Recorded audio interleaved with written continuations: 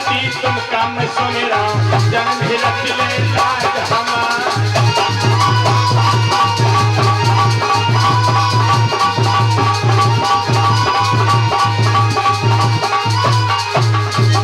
अरे यही काम तेरी मैया का सो मेरा, अरे हम नहीं जानते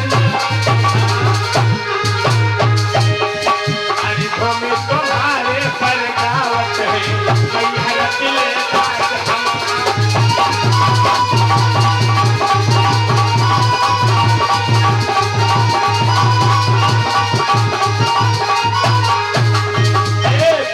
मन तेरे ही बल पे भवानी तेरे ही बल पे मैया भंवर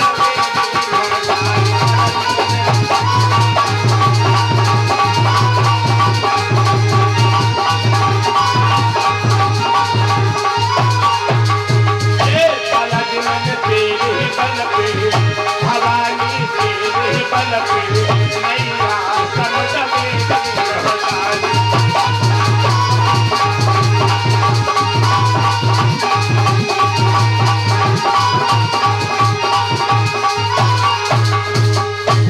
प्रेम से बोलिए बागेश्वर वाला धाम की।